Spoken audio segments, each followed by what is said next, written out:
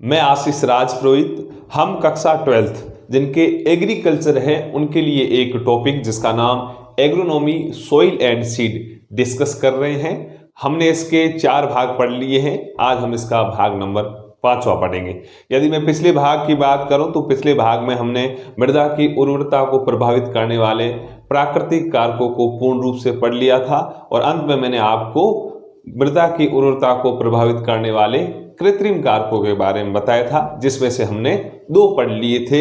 एक पहला था जलाक्रांति और दूसरा था फसल प्रणाली। यहां तक हमने डिस्कस कर लिया था। आज हम कुछ और बचे हुए कृत्रिम कारक हैं जो कि मृदा की उर्वरता को प्रभावित करते हैं, उनके बारे में डिस्कस करेंगे। चल बढ़े आगे। 3rd नंबर आप हेडिंग डाल दो, सूक्ष्म जीव। सूक्ष्म जीव 3rd नंबर आप हेडिंग डालो, ऐसे लिख लो। वैसे आप सूक्ष्म जीव, चलो ये भी चलेगा। यानी सूक्ष्म जीव मृदा की उर्वरता को कैसे प्रभावित करते हैं इसके बारे में डिस्कस करेंगे। सूक्ष्म जीव हेडिंग डाल दिया, आगे करके लिखो। आप लिखो, मृदा में उपस्थित मुख्य सूक्ष्म जीव शैवाल, कवक तथा जीवाणु होते हैं। खड़ी पाई लगाकर आगे लिखो। शैवाल मृदा में वायु संचार को बढ़ाते हैं, जिससे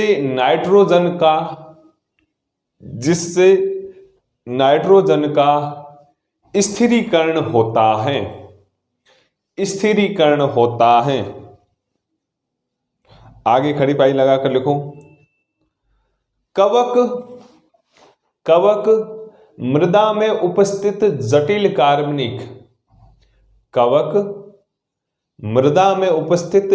कार्बनिक पदार्थों का विच्छेदन कर ह्यूमस बनाते हैं। ह्यूमस लिख सकते हो ऐसे, ह्यूमस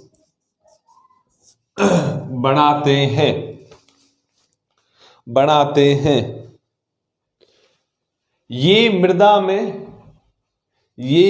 में कार्बनिक पदार्थों को संचित करके मृदा उर्वरता को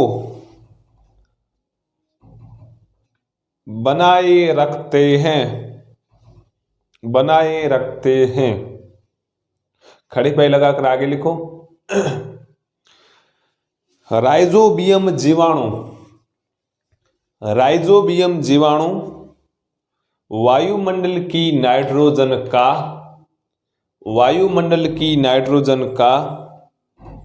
स्थिरीकरण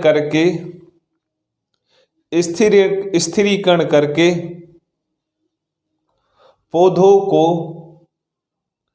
प्रदान करता है। ऐसे लिख लो, पौधों को नाइट्रोजन प्रदान करता है। इस प्रकार भूमि में सूक्ष्म जीव जितने अधिक होंगे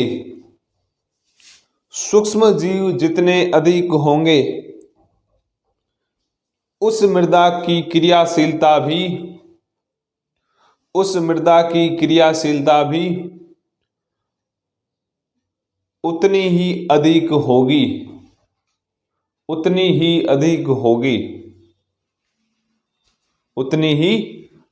होगी। चलो आ जाओ बोर्ड के ऊपर, अपन समझते हैं। कृत्रिम कारक में 3rd नंबर हम पढ़ रहे हैं सूक्ष्म जीव, यानी मृदा में पाए जाने वाले सूक्ष्म जीव मृदा की उर्वरता को किस प्रकार प्रभावित करते हैं। चलो, मैंने आपको लिखवाया कि मृदा में उपस्थित सूक्ष्म जीव मुख्यतः कौन से होते हैं? शैवाल, कवक और जीवाणु मुख्यतः ये सूक्ष्म जीव पाए जाते हैं मृदा के अंदर। शैवाल मुख्यतः मृदा में वायु संचार को बढ़ाता है। किसको बढ़ाता है? वायु संचार को। इसका मतलब वायुमंडल में जो गैसेज है वो आसानी से मृदा के अंदर आ जाएगी। कौन सी? मुख्यतः ऑक्सीजन है, नाइट्रोजन है, कार्बन डाइऑक्साइड। ये ऑक्सीजन किसमें काम आएगी? श्वसन में। नाइट्रोजन को ये नाइट्रोजन स्थिरीकरण द्वारा ले लेगा और कार्बन डाइऑक्साइड किसमें काम आती है? प्रकाश संश्लेषण। इसका मतलब यदि शैवाल की मात्रा अधिक है मृदा के अंदर तो उसमें वायु संचार अधिक होगा, जिसके फलस्वरूप ये क्रियाएं आसानी से हो जाएगी। अब कवक यदि मृदा के अंदर है तो कवक का काम होता है कि मृदा के अंदर पाए जाने वाले कार्बनिक पदार्थों का विच्छेदन करना। विच्छेदन का तात्पर्य होता है उन कार्बनिक पदार्थों को तोड़ना। कार्बनिक पदार्थ यदि मैं कहता हूं मैंने मृदा के अंदर हमारे डेली लाइफ में घर का जो कचरा होता है नॉर्मली हम उसको बाहर की साइड जाके इकट्ठा करते हैं। जैसे ही बारिश की सीजन आती है या उससे पहले 1-2 महीने पहले हम उस कचरे को हम अपने खेत में डाल के आ जाते हैं। इसका मतलब वो अपने आप में एक जटिल भाग है, उसको तोड़ना आवश्यक है। यदि उसके अंदर कुछ आवश्यक खनिज पोषक तत्व पाए जा रहे हैं तो उनको तोड़ना आवश्यक है। उनको तोड़ने का काम कौन करता है? ये कवक उनको तोड़ता है। तोड़ने के बाद वो कार्बनिक पदार्थ की नई अवस्था बनती है, उसे हम बोलते हैं ह्यूमस। क्या बोलते हैं? ह्यूमस। यानी मृदा में ह्यूमस का निर्माण कौन करता है? कवक करता है। मृदा में वायु संचार को कौन बढ़ाता है? शैवाल बढ़ाता है। अंत में है जीवाणु यानी बैक्टीरिया। यदि बैक्टीरिया मृदा के अंदर ज्यादा है और वो बैक्टीरिया मृदा में नाइट्रोजन स्थिरीकरण कर रहे हैं, हालांकि मैं आशा करता हूं कि आपने नाइट्रोजन स्थिरीकरण पढ़ लिया होगा क्योंकि ये एनसीईआरटी में शायद जब आप बायोलॉजी में आपके टॉपिक है नाइट्रोजन स्थिरीकरण। इसमें क्या ये प्रोसेस पूरी होती है कि किस प्रकार एक प्लांट को नाइट्रोजन मिलती है। हालांकि वातावरण में 78% नाइट्रोजन है लेकिन पादप सीधा नहीं ले सकता। इसके लिए उन पौधों को जीवाणुओं का ओशियाला होना पड़ता है। ओशियाला मतलब निर्भरता रखनी पड़ती है। तो वो जीवाणु उस नाइट्रोजन को नाइट्राइट या नाइट्रेट में परिवर्तित करके उस प्लांट्स को या पौधों को देते, फिर उनकी नाइट्रोजन की भरपाई होती है। तो यदि मृदा के अंदर जीवाणु ज्यादा है तो उस मृदा में नाइट्रोजन स्थिरीकरण की प्रक्रिया ज्यादा होगी। नाइट्रोजन स्थिरीकरण की प्रक्रिया ज्यादा होगी यानी प्लांट को नाइट्रोजन ज्यादा मिल रही, इसका मतलब वो मृदा अपने आप में उर्वर है। एक हम मोस्टली बैक्टीरिया को आपको याद रखना है, एक का नाम है राइजोबियम। इसके बारे में अक्सर पूछा जाता है। राइजोबियम लेग्यूमिनेसी पादप या हम फाबेसी बोले जो प्लांट है उनकी जड़ों में पाया जाता है। लेग्यूमिनेसी मतलब जितनी भी दालें हैं, दालों की जड़ों में गांठें बना के ये रहता है। उसका मुख्य काम होता है नाइट्रोजन स्थिरीकरण करना यानी दालों को नाइट्रोजन पहुंचाना। आया समझ में? ये था 3 नंबर पॉइंट यानी सूक्ष्म जीव मृदा की उर्वरता को कैसे प्रभावित करते हैं। चलो आगे आप चौथा नंबर पॉइंट डालो। चौथा नंबर लिखो आप, मृदा में चौथा नंबर लिखो आप। चलो मैं लिख लेता हूं यहां पे। चौथा नंबर आप लिखो पॉइंट, मृदा में कार्बनिक पदार्थ की मात्रा यानी कार्बनिक पदार्थ की मात्रा किस प्रकार मृदा की उर्वरता को प्रभावित करती है। इसमें डैश करके आगे लिखो आप। लिखो कार्बनिक पदार्थ सड़ने पर पौधों के लिए आवश्यक पोषक तत्व प्रदान करते हैं। अतः जिन मृदाओं में कार्बनिक पदार्थ की मात्रा अधिक होती है तो उस मृदा की उर्वरता भी अधिक होती है। खड़ी पाई लगाकर नीचे वाली लाइन से लिखना शुरू करो। चिकनी मृदा बलुई मृदा की अपेक्षा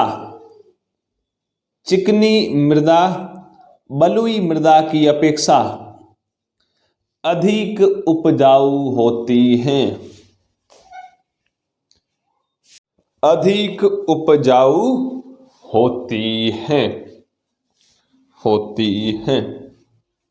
चलो बोर्ड के ऊपर आ जाओ। मृदा में कार्बनिक पदार्थ की मात्रा किस प्रकार मृदा की उर्वरता को प्रभावित करती है? नॉर्मली जिस मृदा के अंदर कार्बनिक पदार्थ की मात्रा अधिक होगी तो उस मृदा की उर्वरता भी अधिक होगी। सिंपली बात है, यदि मैं कार्बनिक पदार्थ की बात करूं तो मैं एग्जांपल दे दूं गोबर का। यदि मृदा के अंदर गोबर की मात्रा ज़्यादा है तो वो गोबर यहाँ अपने आप में क्या कार्बनिक पदार्थ है, उसको छोटे छोटे भागों में तोड़ने का काम करेगा। कवक जैसे उन भागों को तोड़ेगा, उसको छोटे छोटे पार्टिसिपेट में बांटेगा, तो इसका मतलब उसके अंदर उपस्थित जो खनिज पोषक तत्व है मृदा को मिल जाएंगे, इस कारण उसकी उर्वरता बढ़ जाएगी। हाँ, लास्ट में ये भी ध्यान रखना आपको, जो चिकनी मृदा होती है उसकी जो उर्वरता है वो बलुई मृदा की अपेक्षा अधिक होती है। आया समझ में? चलो सिंपली पॉइंट है, थोड़े बहुत ध्यान रखने हैं। 12th के भी आते हैं आपके, मुझे नहीं लगता कि हाँ ऐसा पूछा जा सकता है कि हाँ मृदा की उर्वरता को प्रभावित करने वाले प्राकृतिक कारक कौन कौन से, ऑप्शनल आ सकता है, या कृत्रिम कारक कौन कौन से। चलो अब आगे आप लिखो मृदा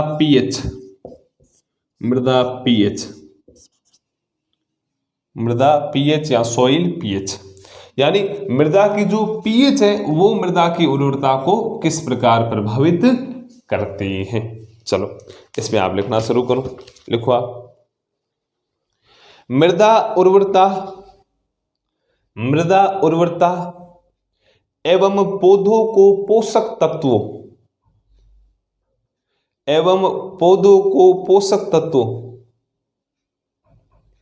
की पर्याप्तता लिख सकते हो, पर्याप्तता ऐसे लिखना, ऐसे लिखते हैं या ऐसे लिखते हैं, पर्याप्तता शायद ऐसे लिखते हैं। पोषक तत्वों की पर्याप्तता मृदा पीएच द्वारा प्रभावित होती है। अधिक अम्लीय मृदा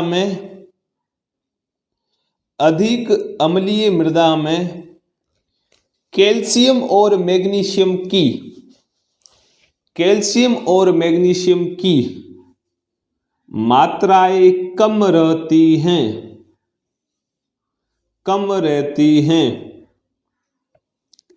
इसके विपरीत क्षारीय मृदाओं में कैल्शियम व मैग्नीशियम की मात्राएं अधिक रहती हैं।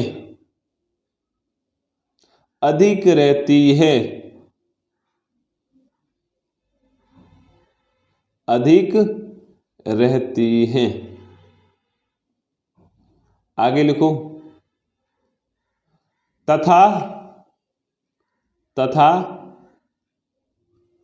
लोहा मैग्नीज व तांबे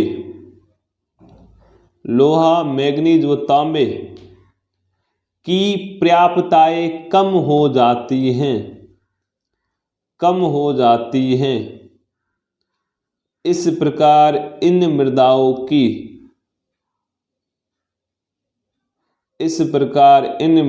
की उर्वरता भी कम हो जाती है।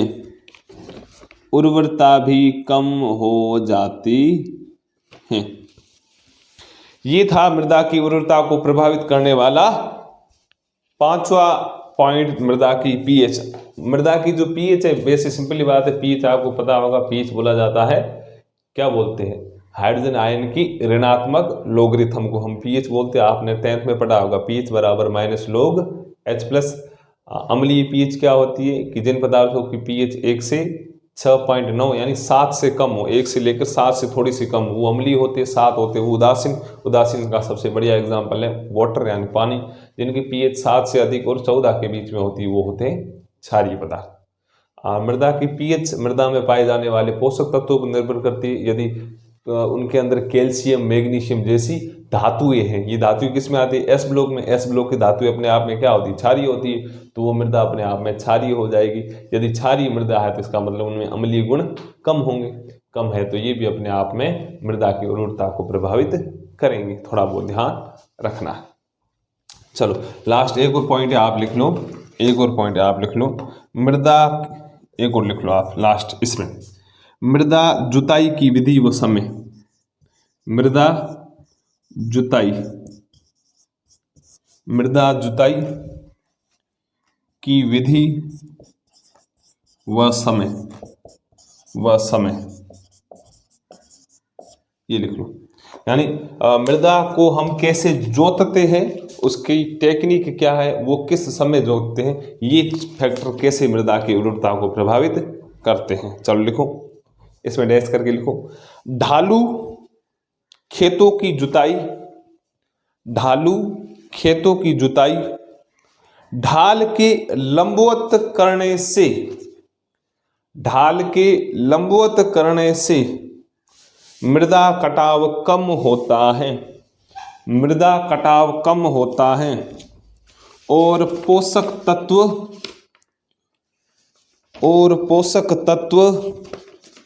पानी के साथ बहकर खेत से बाहर नहीं जाते हैं।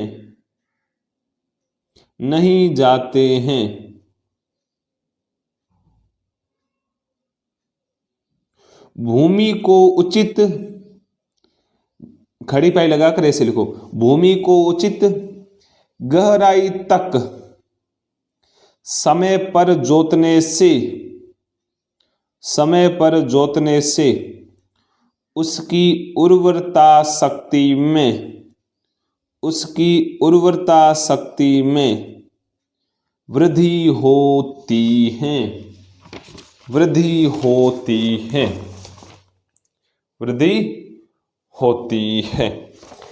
ये एक फैक्टर था मृदा की उर्वरता को प्रभावित करने वाली जुताई की जो विधि है और समय, इसको मैं अभी समझा रहा हूं। लगभग कृत्रिम कारक आपके पूरे हो गए और मृदा की उर्वरता को प्रभावित करने वाले सभी कारक पूरे हो गए। 12th की भी आपसे भी इंपॉर्टेंट है, यदि 2-3 नंबर का बड़ा सा क्वेश्चन आ जाए कि मृदा की उर्वरता को प्रभावित करने वाले प्राकृतिक व कृत्रिम कारकों के बारे में लिखिए, तो आपको ये पॉइंट्स थोड़े बहुत ध्यान रखने। चलो अभी लास्ट वाला जो पॉइंट लिखा है वो मैं समझा देता हूं कि मृदा जुताई की विधि व समय। देखो इसमें क्या है कि ढालू खेतों में, मैं कह रहा हूं यदि मेरे खेत ऐसे हैं, जैसे डायग्राम बनाने नहीं आते मुझे, ऐसे ढालू खेत है, ढलान युक्त, ये बोला है कि ढालू खेतों की जुताई मतलब हर जोत लो, जुताई ढाल के लंबवत करने से मृदा कटाव कम होता है। यानी ढाल ऐसे ऊपर से नीचे की ओर, यदि हम अपनी खेती भी ऐसे करते हैं, यानी ट्रैक्टर यहाँ चलाओ अपने, तो इसमें मृदा का कटाव ज्यादा होगा। देखो ढाल ऐसे है, पानी ऊपर से ऐसे नीचे आएगा, यानी मृदा जो उभरी हुई उसको भी नीचे ले जाएगा, और मैं खेती भी ऐसे कर रहा हूं तो नुकसान है। यानी जो ढलान है उसके मैं लंबवत करता हूं, यानी 90 डिग्री ऐसे, ढलान ऐसे और मैं खेत कैसे जोत रहा हूं ऐसे, तो मृदा का कटाव कम होगा। तो यही है, ढालू खेतों की जुताई ढाल के लंबवत करने से मृदा कटाव कम होता है और पोषक तत्व पानी के साथ बहकर खेत से बाहर नहीं जाते। पोषक तत्व, चलो पानी ऐसे आएगा तो चलो कुछ बहकर नीचे भी आते हैं, लेकिन यदि हम ऐसे करेंगे जुताई तो तुलनात्मक रूप से कम आएंगे। यदि मैंने ऐसे जुताई की है, खेत यहाँ खड़े हो, ओए पानी आवे, पोषक तत्व दे नीचा, हाँ है ना, यही है। और आगे लिखा है भूमि को उचित गहराई तक समय पर जोतने से उसकी उर्वरता में वृद्धि होती है। ये थे कुछ फैक्टर। अब हम आगे बढ़ रहे हैं, एक और पॉइंट्स डालो, आप एक हेडिंग डाल दो। ये उर्वरता से संबंधित आपका पूरा हो गया। एक दो लाइनें छोड़ के एक बड़ा सा हेडिंग डालो, वो अब हम पढ़ते हैं। ये पॉइंट है मृदा उत्पादकता। उत्पादकता, मृदा उत्पादकता, इसके